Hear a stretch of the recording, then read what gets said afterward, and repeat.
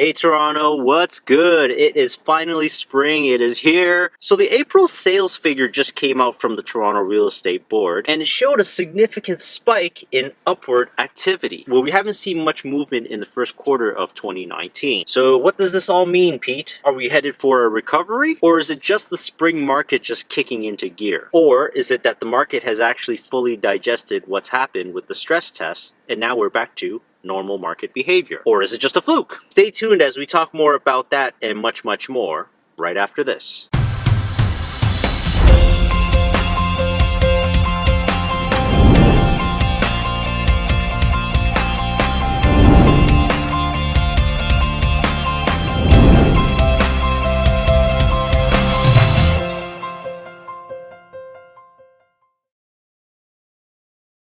Okay, so for the calendar month of April 2019, we sold 9,042 homes during that month, which is a really solid gain compared to April of 2018, where this time last year, the market was still just trying to figure out what's going on with the stress tests, and of course with the mortgage rate hikes in tandem. And we couldn't really see the net effect of the government intervention until probably the second half of 2018, and of course here in the first quarter of 2019. But definitely some positive signs for the spring market, where we were up 1.9% for the average value of homes in April. And while new listings also improved, there was 8% more new listings that came out during the month, which is definitely more inventory than last year and absolutely a positive sign for the market. Even though the market is slow, we don't actually have a lot of inventory for buyers to choose from. So we might begin to start seeing a little bit of upward movement if the inventory doesn't stay up with the demand for houses. Now, Trev thinks this is a catch-up month, which it very well could be. It could also be just the season, or people have been waiting long enough and they're ready to get back into the market. And maybe the market is done with all the bad news. Or is it just a fluke? So ready to carry on again, as usual, but with a slight twist, where there's obviously a much stronger demand for smaller properties such as condos and townhouses. Detached homes continue to struggle, and we just do not see the demand and the heat for detached homes like it was a few years ago, in which the stress tests were specifically designed to slow down properties that are $1 million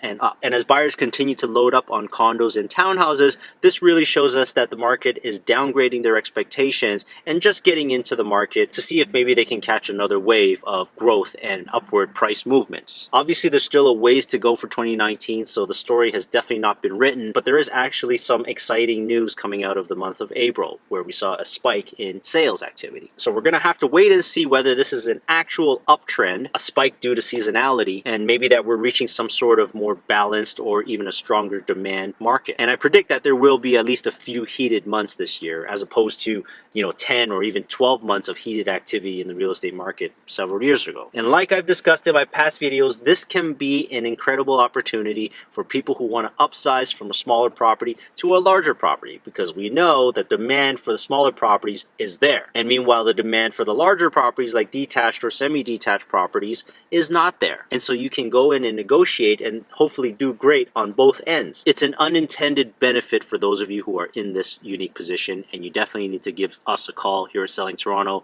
because we are the move up specialists. We can help you make the transition smoothly and hopefully help you make a buck or two. That wouldn't be bad, right? So if you're thinking of selling your condo or townhouse or ready to move up in the world, you're running out of space because your children are literally living on top of you, then give us a call, because we definitely want to talk to you and we want to help you stop living on top of each other. Here's our contact. Make sure you subscribe to the channel, share this with your friends if you think this is valuable information, and of course, we'll see you in the next one, guys.